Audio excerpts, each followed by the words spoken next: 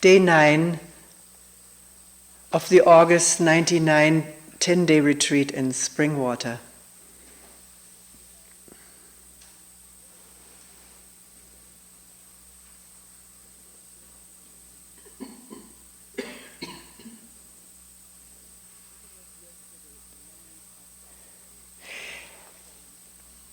I think it was yesterday the memory popped up of a response from a Zen teacher to a question that a monk asked him, and I could not remember what the question was. So I pulled it out of an old koan book. And here it is. A monk asked Fuketsu, both speech and silence transgress. Both speech and silence transgress. How can we be free and non-transgressing? And the answer? How fondly I remember Conan in March, the partridge chirps among the scented flowers.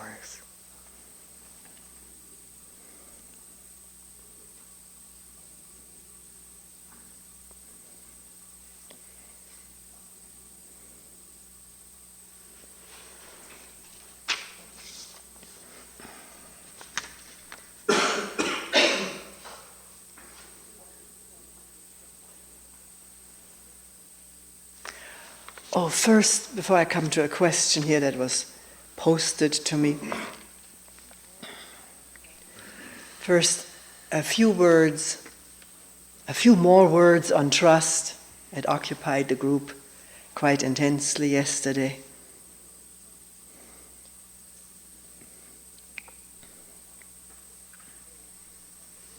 The question was, what is the difference between trust and faith or belief? And of course, obviously, the words in themselves don't carry any meaning other than what we put into them.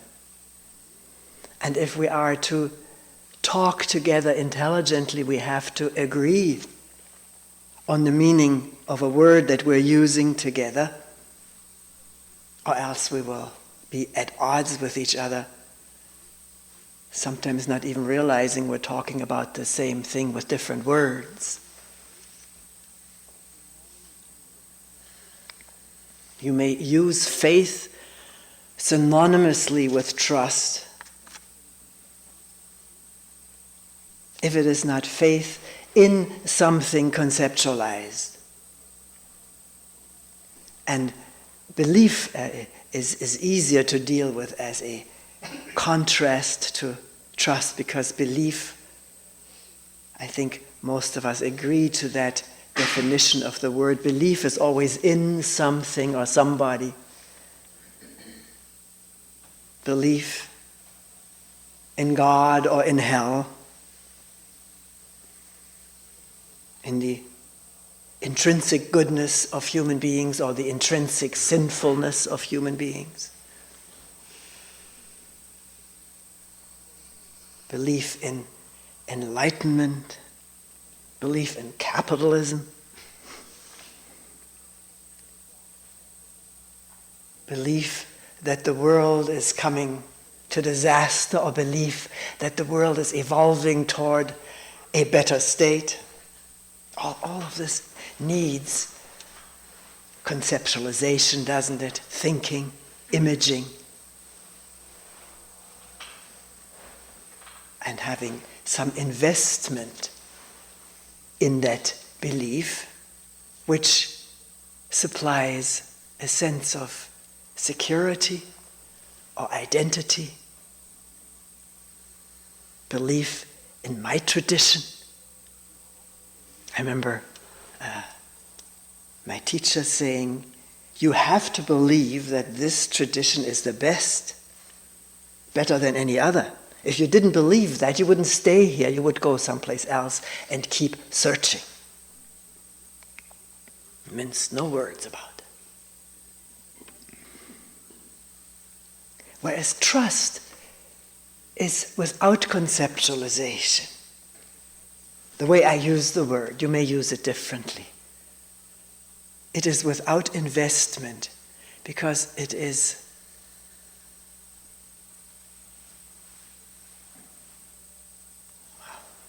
forget the because. It's unattached.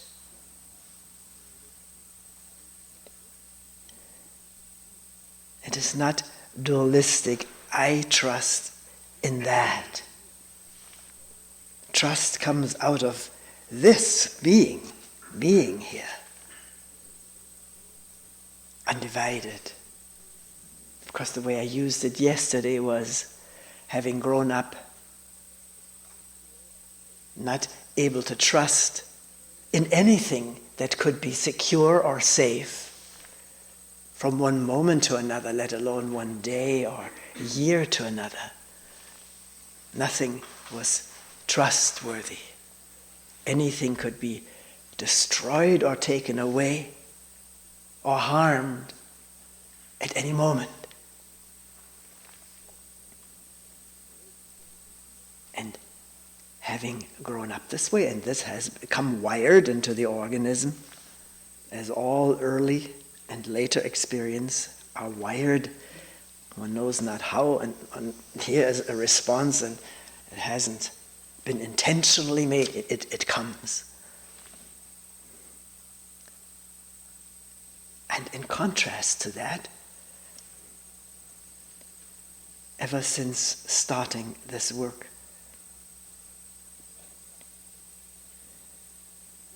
there has been the absence of mistrust, because in this listening, looking, attending, awareing, discovering, communing with each other, you may not understand it, you may misunderstand it, but that doesn't matter. It is, in this there is complete safety.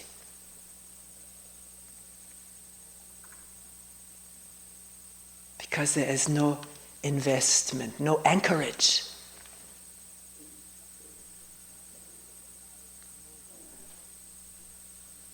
Trust the mind that abides nowhere. There's something of a saying like that in the Zen tradition.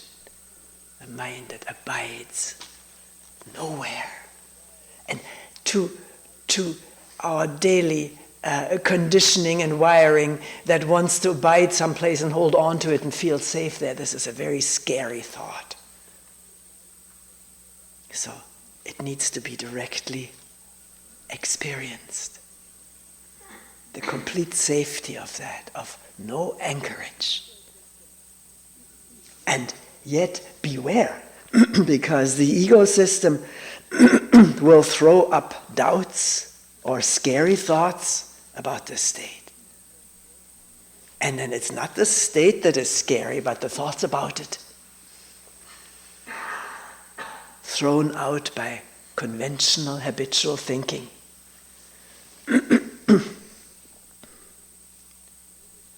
So we need to be discerning, become very discerning about what is thinking and what is direct seeing. Direct experiencing without the experiencer apart from it. Which does not mean, as this koan points toward, and we've been discussing it in groups, maybe in talks, does not mean that thinking needs to be absent from looking. It can be totally absent, but taking this talk, there is all kinds of thoughts supplied, images supplied, memory supplies what went on yesterday. And it does not interfere with the openness of looking and words coming one knows not where from.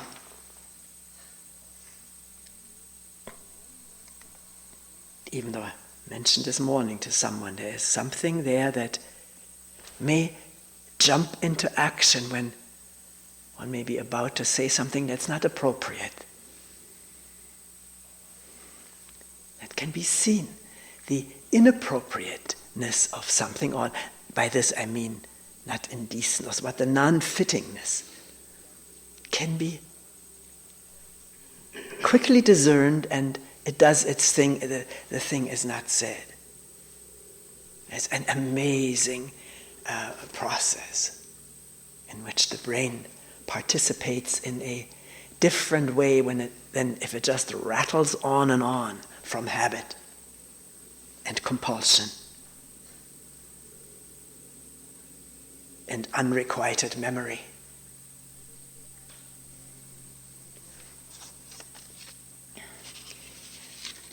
We were also going to talk about sorrow and suffering, because that came up later in the meeting, but here is a question, since we have no more opportunity. I will read it and see whether we can look at this. How do we keep insights in meditation from becoming part of our conditioning? Fits right into what we were saying, doesn't it? Can we keep insights in meditation from becoming part of our conditioning? Find out. Look.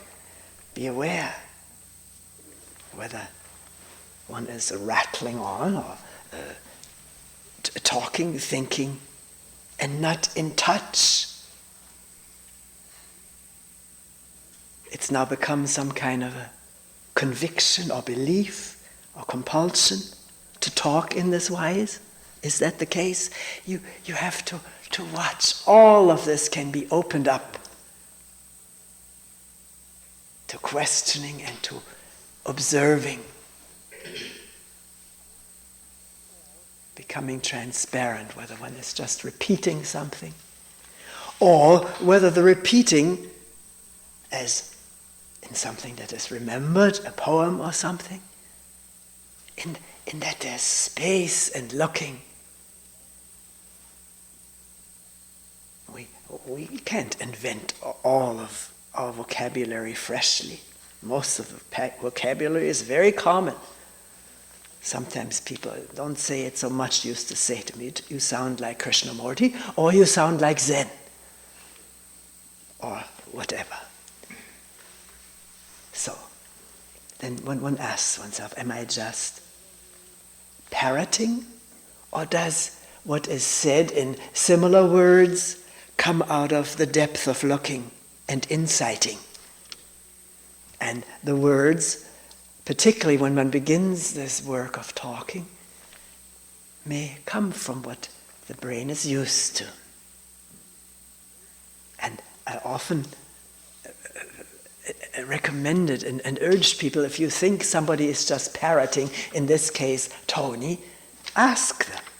Inquire, not with an edge or a stab, or already critical, so that we have an opportunity to look deeper, all of us. And maybe finding, I just said that it's theory. It's not really, has not really been deeply seen, or it's not deeply seen now, which is of course the summum bonum, to see now.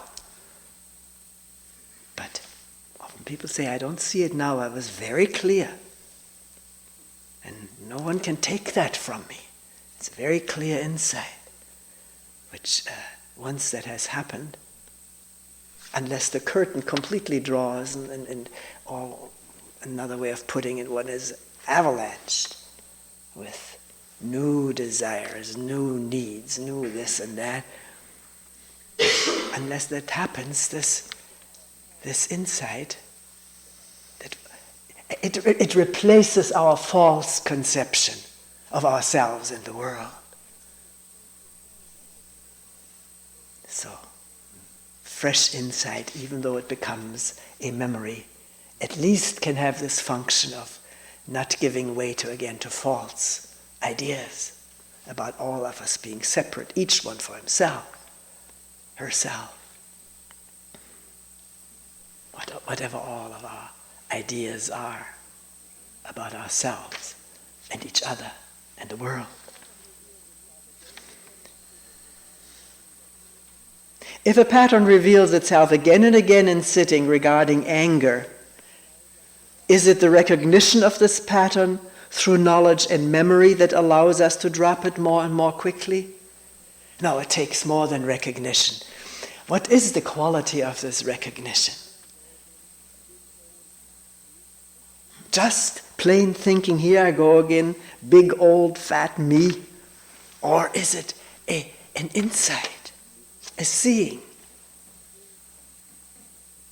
which need not be free from thought, oh, this is anger again, but not dwelling in the memory of it, but seeing it.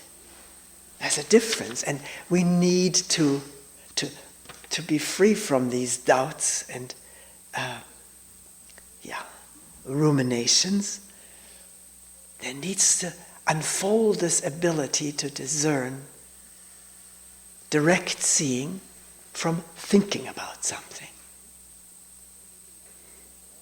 Somebody wrote me, all these group discussions, I don't really like them because all people do is talk about things. Well, that person, at least in remembering it and maybe in participating, it wasn't really completely there. Because it's never for everybody only talking about something. There is more than that going on. But one has to be in this more than that space to see it, to feel it, to intuit it. If we're only thinking ourselves and we think the discussion or the talk is purely intellectual, and I hear this at times, people saying you're very intellectual. Well, from where does one listen? People have said this, of course, endlessly about Krishnamurti. He's so intellectual, and he had a very keen intellect. But if you listen all of yourself, then there is something revealed about all of yourself in listening to someone who comes from that place of looking, quietness and emptiness.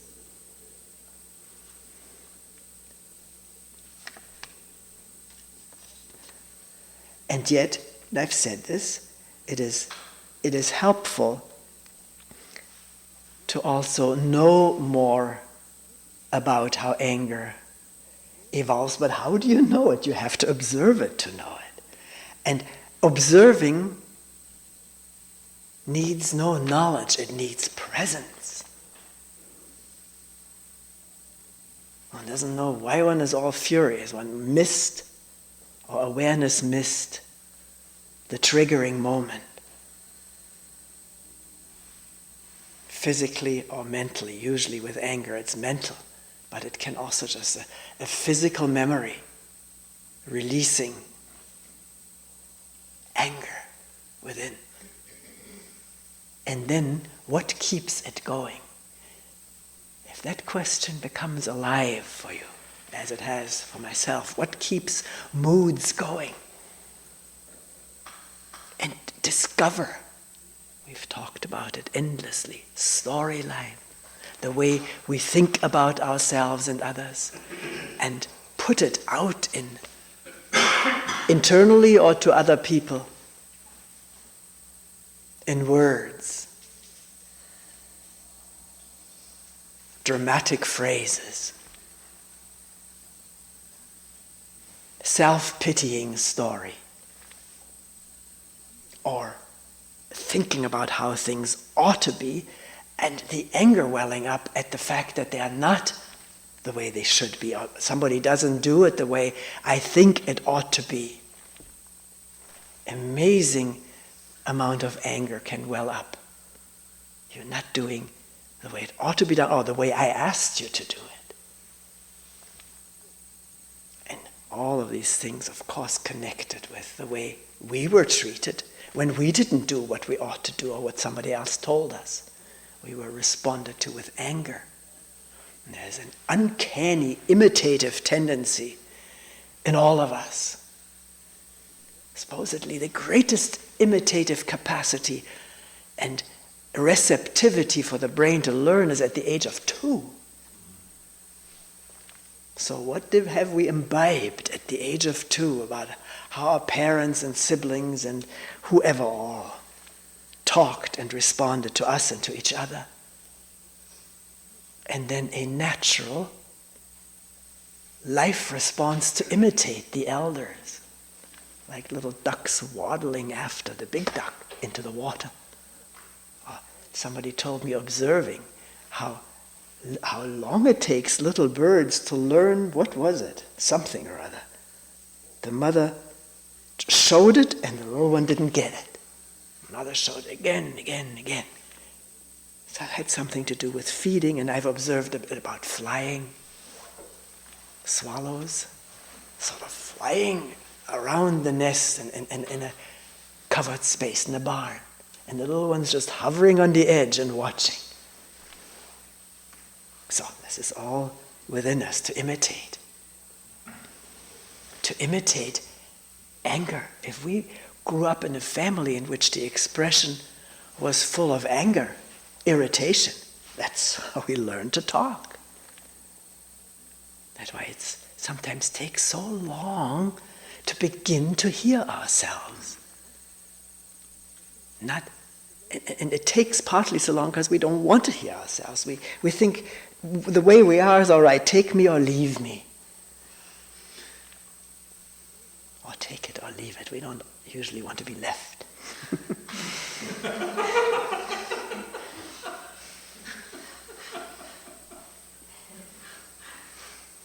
I remember the first time I still see, we were standing under the scaffolding of this building, an incredible view to the valley because there was no siding, no dry walls, just the studs. That's beautiful. Looking at this memory. And someone came to me with something, papers. And later on she said, "You yelled at me." Me yell at somebody? Impossible. I couldn't believe it. Now, I've learned meanwhile that the word yell is used differently from the word it meant to me, like shouting. But she meant something unkind or aggressive or fault-finding of that sort. And ever since that, I've watched more carefully to hear myself, how I sound. Not to put the sugar into it, but to realize that all of us are very vulnerable and interpretive and down on ourselves. And there's a lot of wounding that need not happen if we hear ourselves and don't even want to sound that way. We just don't hear it. And hearing it may affect the change without any intentionality. By that I mean modulating the voice also, because that doesn't arrive either. It sounds hypocritical. So, where are we?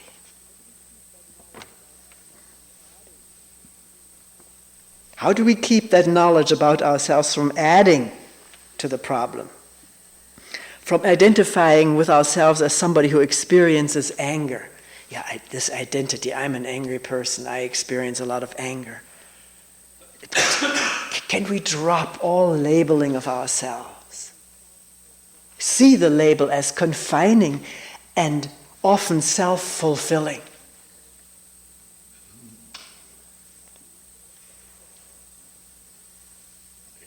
What am I really? Let that question slip in. Of course, I feel anger. I just felt anger, and I remember having felt angry every time this happens. But is that all I am? Not become stuck on that identity. And again, that needs questioning and looking. Questioning, what really am I beyond all of these personality tendencies wired into this organism? Is that all I am?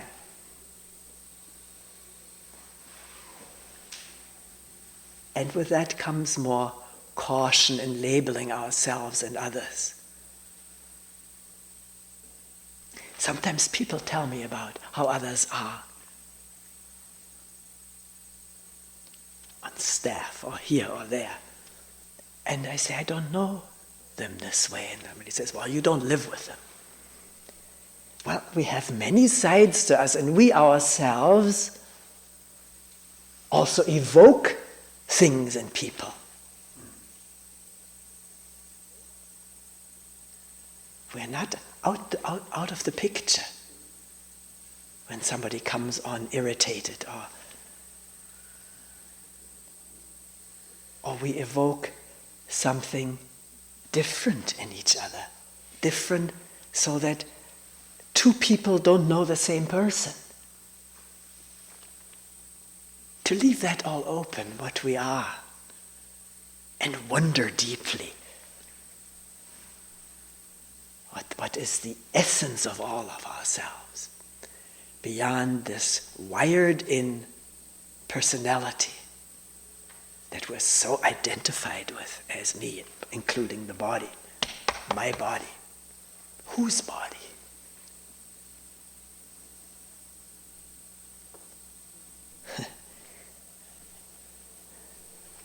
It's an amazing organism. Amazing. We know very little about it, and yet it functions. Who beats the heart? That's the wrong question, isn't it? Amazingly enough, it keeps beating, sometimes very fast, sometimes very slow.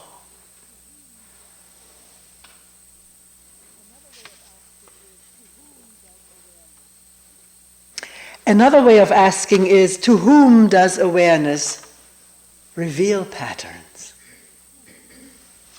It's a tricky way of putting a question. To whom does it reveal our patterns? Because it's already asking for somebody to be there to see the patterns. Awareness reveals patterns, thought patterns, reaction patterns, the way one sounds, irritated or friendly. Awareness reveals it. You can say, well, to who? Well, you can say, to me. But what is this me? We're right back to the start of questioning. Me is a concept. Do you see that right now when you say this happens to me, that this is a concept, a way of thinking?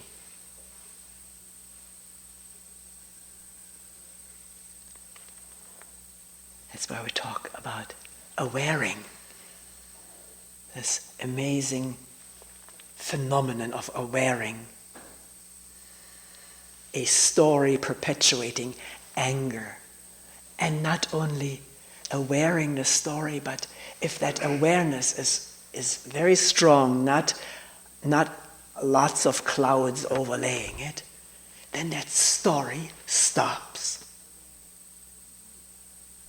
The sooner awared, the easier to stop it. And amazingly enough, if the story doesn't keep feeding it, the anger peters out. It has no fuel. And all this happens in awareness. You make it too complicated to say this is happening to me, anger is happening to me, awareness is happening to me, stopping is, it's watch it. And your language will eventually change to express it less dualistically. It's not possible completely undualistic, because the language, it creates dualism. It's its inherent nature.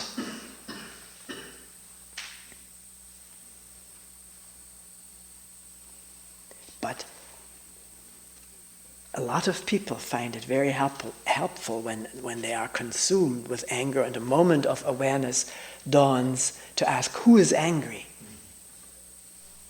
Not to get a brainy answer to it, but it's an interruption of the pattern, of this outward bound pattern, because anger can be very inward bound too.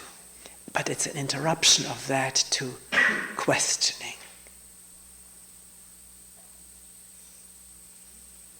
Not to get an answer, but to wonder, to whom is this happening? Like, I don't use the word who much anymore. I found what is better. It's more helpful. What am I, rather than who am I? But if you use the who without getting triggered into looking for a person there or some entity,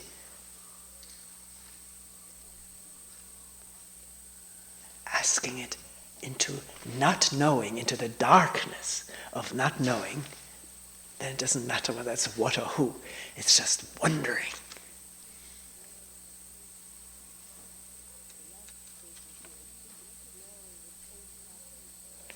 The last statement here is, in exploring its own patterns, can the self recognize its own futility and bow out? No, the self only thinks and wants and tries to control, as our habitual patterns. It takes insight into the self and the futility of it. And that insight does not come from the self system. Don't ask me where it comes from. I don't want to think about it because it's here.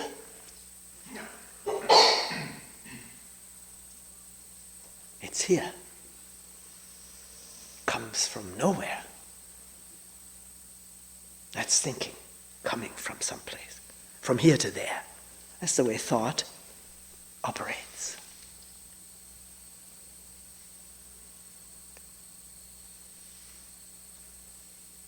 Oh, we're quite late for starting such a complex topic as sorrow and suffering.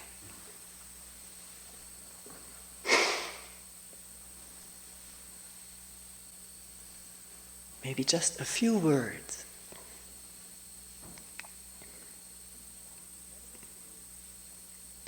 There is incredible pain in this world, in human beings. Physical pain due to disease, accident,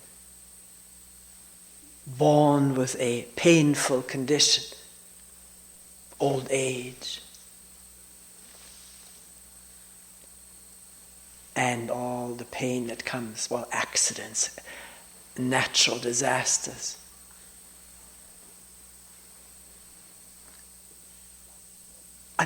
Seemingly unending stuff going on, human beings doing it to each other, and this earth expanding and contracting and quaking and flooding. Sun beating down, less ozone to protect. There's still no agreement whether it's only due to human beings. There's been constant change on this earth. Constant extinction of species. I read there are far more extinct species than living species, and not just since human beings have been around, although we are helping the process to accelerate.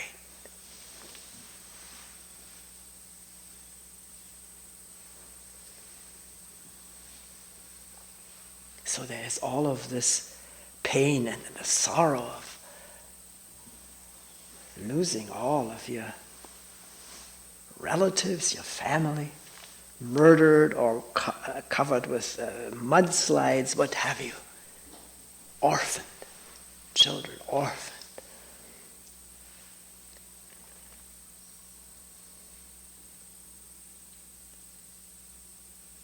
And then there's, in addition to all of these happenings that cause pain, we could call it personal pain.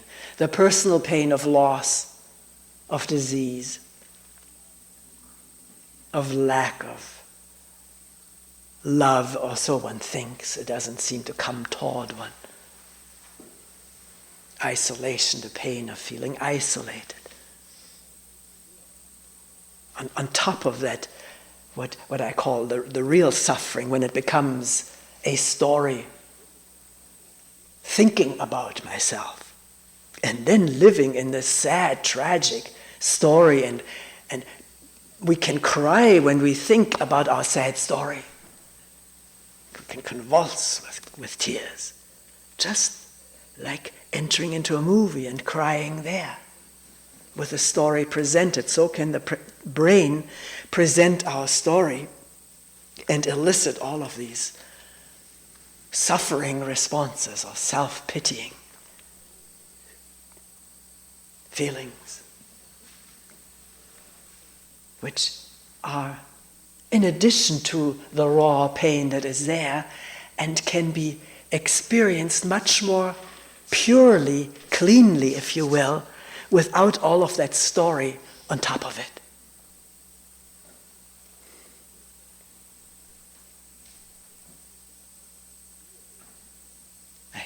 What comes to memory again is this deer that it was in Watkins Glen. We walked on this narrow path and this very deep gorge with a very rapid stream, but ledges of bedrock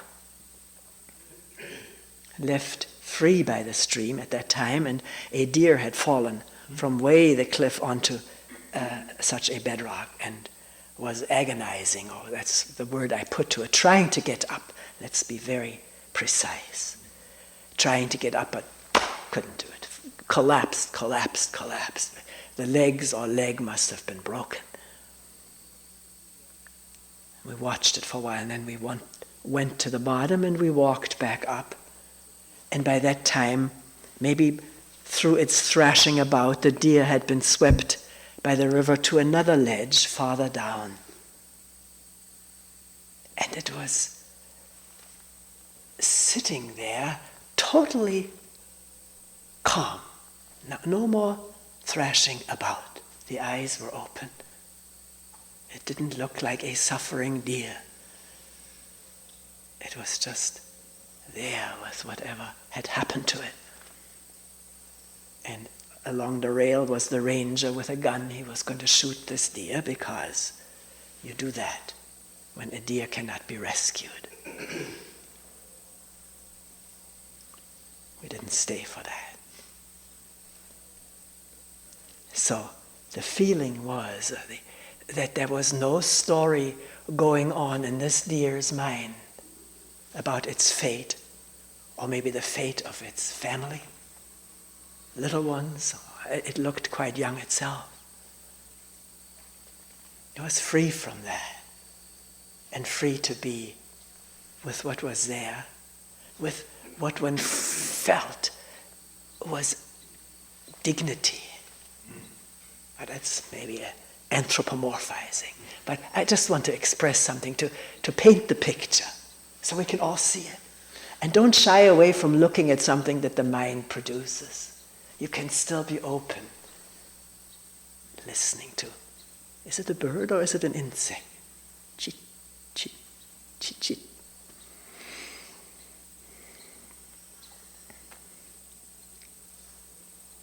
So, the inevitable pain of human living and earth living, universe living with all the radiation that hits the earth, not just what human beings produce, it comes from the universe, all kinds of dangerous or damaging radiation. This is how this whole thing operates and evolves. And then, I think that's the deepest sorrow. This is how it is felt here. The deepest sorrow is the sorrow of ignorance about ourselves, which brings forth so much suffering. We've gone into it here and there. The ignorance about how illusion arises and can rule this life, maybe not all the times, but for intense moments, or for a whole lifetime led astray by illusion of ideas, dogmas.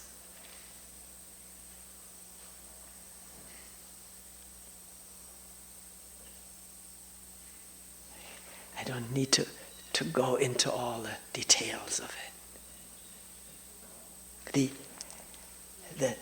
The sadness, the sorrow of not knowing who we are. Not that a person who is led by all kinds of illusory ideas and may revel in them or feel strength in them, racial superiority, things of that sort. That person does not feel the sorrow of ignorance. But in observing each other, ourselves, one can feel that sorrow of ignorance, and the sorrow of not being able to help someone who is entrenched and insistent and closed, doesn't want to hear.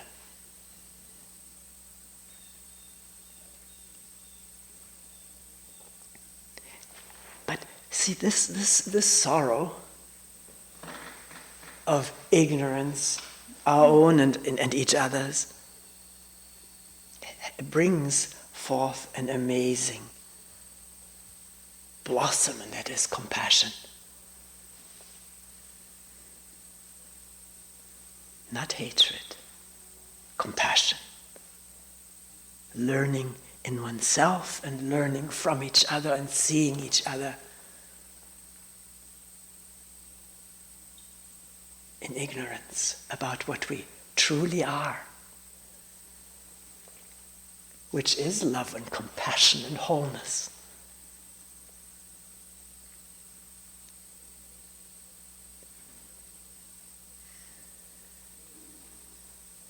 So, the question, the way it was originally formulated by somebody in the group, we all want happiness, but there is so much unhappiness around us. How can we help someone gain happiness? A genuine desire in many human beings to bring happiness to others, or understanding, or freedom. So, but we have to be very careful that we don't come out of illusion ourselves.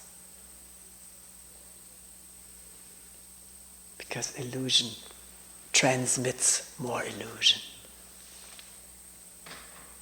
It cannot free someone from illusion if we are under the impact of it ourselves.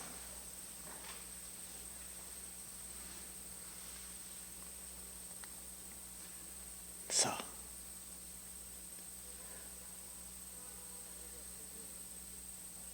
before trying to order the world and bring happiness to it, can there be some beginning of ordering within? By looking and not looking away when ugly, painful things arise which do not jive with the ideal image we have of ourselves. And to question whether what we think about ourselves is an image. Often we don't see it that it is. It takes a lot of discerning patience. Patient discerning.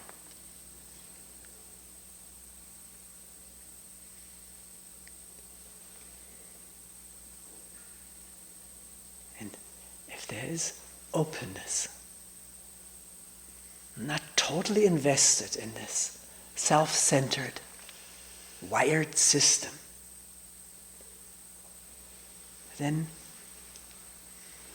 there is complete trust that the right response arises. It does.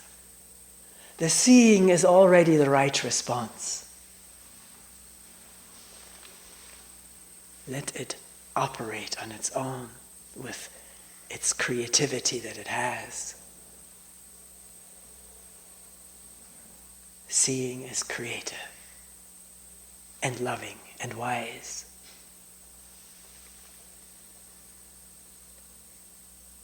and needs no help from the system of conditioning.